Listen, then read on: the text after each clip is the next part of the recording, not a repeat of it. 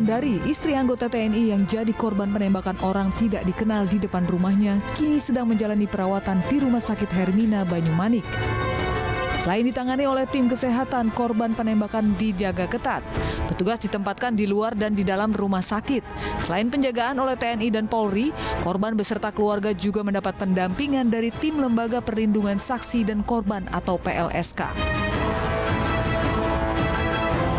Hingga kini polisi berhasil menangkap 4 orang yang terlibat dalam penembakan tersebut. Sementara itu, eksekutor juga ditangkap di perbatasan Semarang dan Demak.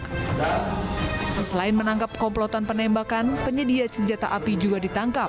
Tidak hanya itu, polisi juga mengamankan senjata dan amunisi yang digunakan pelaku. Polisi juga telah mengamankan 2 sepeda motor yang digunakan keempat pelaku saat beraksi.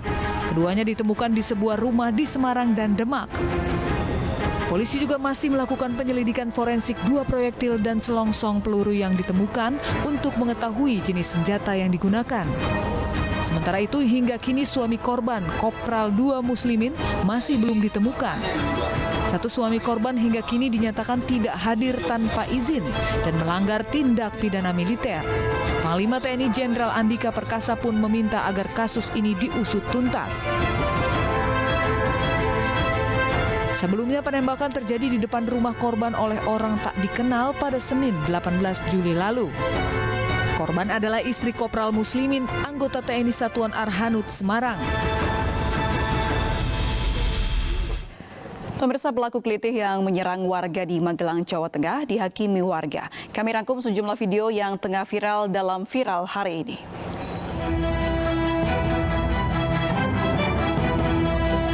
Sekelompok pelaku kelitih tertangkap warga saat beraksi di kawasan Candi Borobudur, Magelang, Jawa Tengah. Tanpa alasan, mereka nekat membacok warga hingga luka-luka. Warga yang geram lantas menghakimi belasan pelaku. Saat diperiksa, 4 diantaranya masih di bawah umur.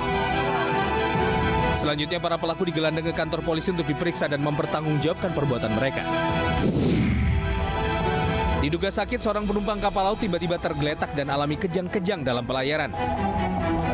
Ironisnya, tak seorang pun penumpang yang berada di dekatnya sudi menolong. Sejumlah penumpang bahkan membiarkan dan hanya menonton penumpang yang alami kejang-kejang ini.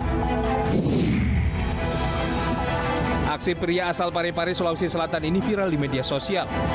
Pria yang dikenal sebagai Haji Miliar ini diklaim bisa memunculkan uang asli tanpa rekayasa. Dengan melalui ritual tertentu, pria ini mampu memunculkan segepok uang dalam pecahan ratusan ribu dari balik piring. Video viral ini sontak mendapat reaksi beragam dari netizen. Diduga akibat muatan yang terlalu berat, truk mengangkut tebu ini terguling di pinggir jalan. Dalam unggahan akun Instagram Memo Medsos, peristiwa ini sempat membuat pengguna jalan yang lain panik. Insiden ini pun menuai kecaman dari warganet, terutama terkait kenekatan pengemudi membawa beban lebih dari kapasitas semestinya. Diduga berusaha menghindari razia, sebuah motor menabrak minibus yang dikendarai seorang personel TNI. Tabrakan diduga akibat pengendara motor tak bisa mengendalikan lajunya saat minibus mengerem mendadak, menghindari sejumlah motor yang tiba-tiba putar balik arah. Sempat terjadi adu argumen antara pengendara motor dan pengemudi minibus, yang keduanya sama-sama melanggar aturan menerobos jalur bus Transjakarta. 3 pelaku pencurian mesin traktor pembajak sawah di Tasikmalaya, Jawa Barat, babak belur dihajar massa. Pelaku tertangkap basah saat akan melancarkan aksi untuk yang kesekian kalinya.